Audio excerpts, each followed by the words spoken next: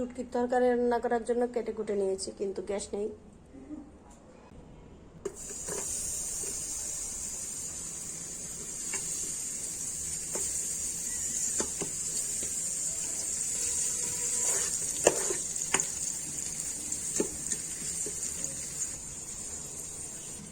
আমি কাঁঠাল বিচি সিদ্ধ করে নিয়েছি রান্না করার 3 ঘন্টা মতো সিদ্ধ করতে হয়েছে গ্যাসের চুলায়।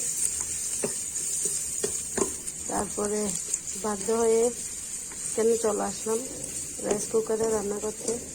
কাঁঠাল বিচিগুলো সিদ্ধ দিয়েছিলাম আমি 10টা বাজে, আর নামিয়েছি 1টা বাজে।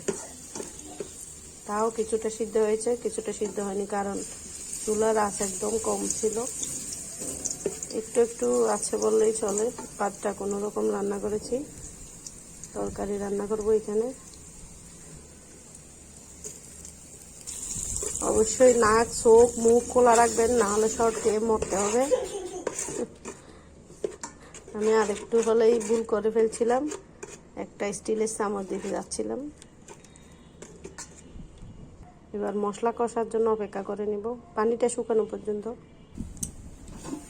মশলা কষানো প্রায় শেষ, তেল উপরে উঠে এসেছে। এই পর্যায়ে দিয়ে নেব হচ্ছে সবজিগুলো।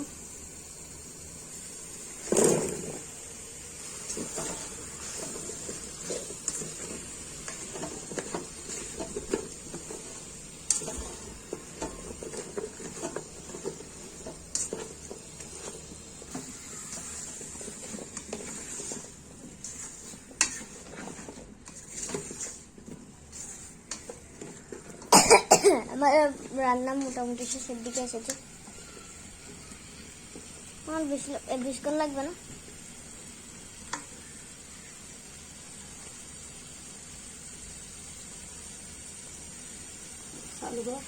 হালুয়া আছে তো। এই পানি দিয়ে রান্না করব। আমি যে কাঁঠাল বিচি সিদ্ধ দিয়েছিলাম পানিগুলো দিয়ে রান্না করে নেব, এক্সট্রা কোনো পানি ইউজ করব না।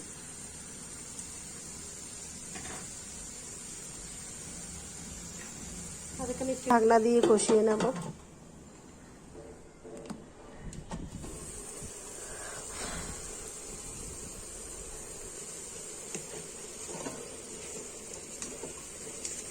সবজিগুলো কষা শেষ, কষানো হয়ে গেছে আমার।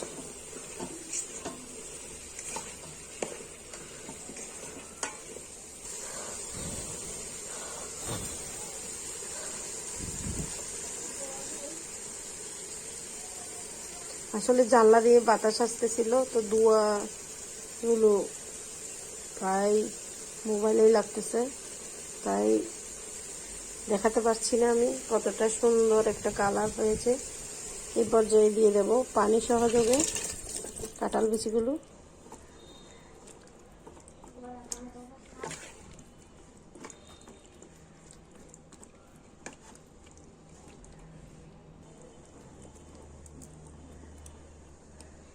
একটু নেড়ে চেড়ে মিশিয়ে নেব।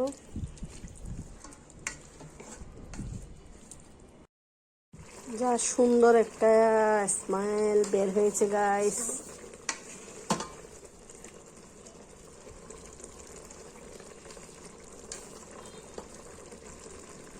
দেখেছেন, তরকারি ডান।